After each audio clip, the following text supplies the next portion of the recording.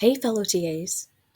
I wanted to go over some specific grading details in SpeedGrader. A lot of this I had to figure out on my own, and I've already had a couple of questions from other TAs about how to navigate through it or specific things that they need to find for submissions. And I just want to make sure that we're all on the same page and using all the tools available. So I apologize if you're already familiar with this, just bear with me.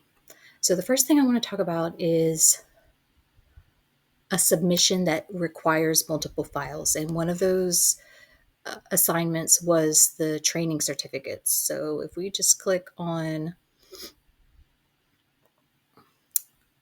a student, we'll click on that and then click on SpeedGrader.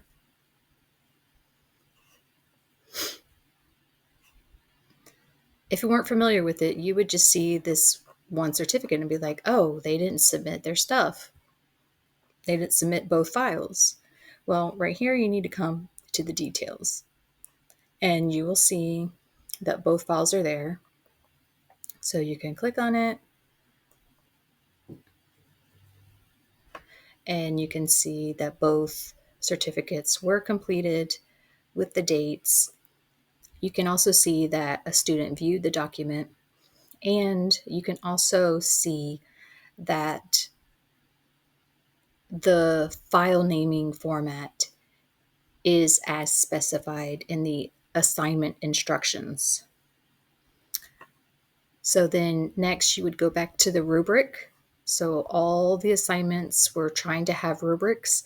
So if you feel like it was adequate and both the trainings are there with proof of completion, unfortunately they don't have expiration date, but you get the gist. So you would click this one, and the naming format is correct, and they either have the file or the screenshot, so you would click this one as well.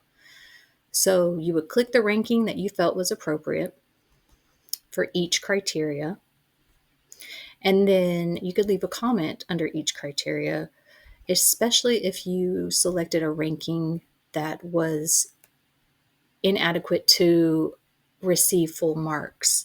So you need to give them a little feedback on why you felt that it didn't deserve all the points required for that specific criterion.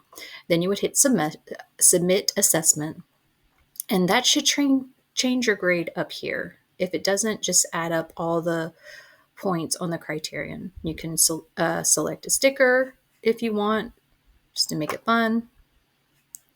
And then if you had specific other comments that you wanted to leave, you could leave them in this paragraph here and hit submit.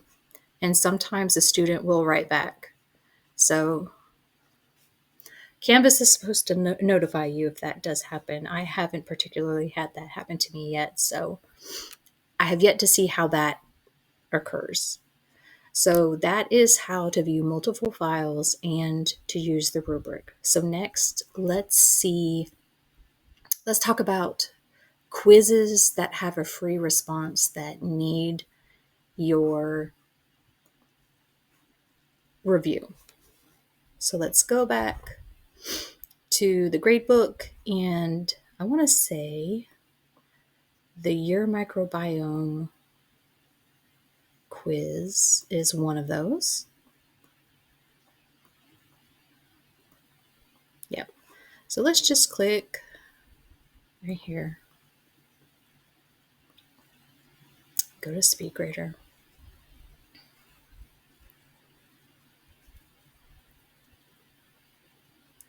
So it's telling you the following question needs review. If you click on the link, it'll take you right there.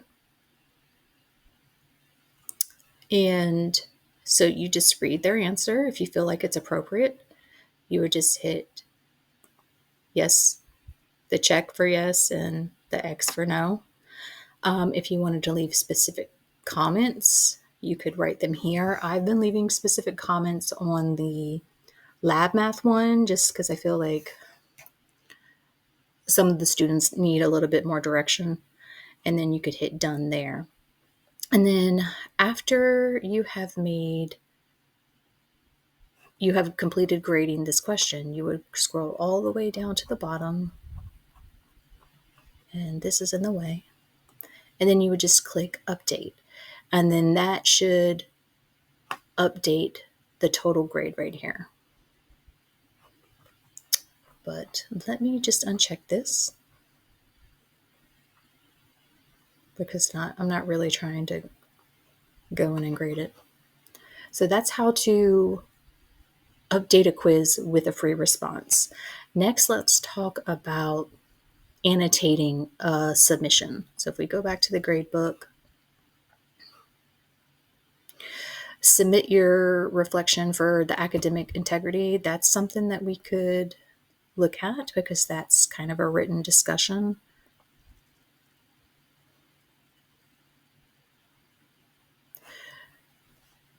So here you could select the highlighting tool and just, highlight anything you want to write.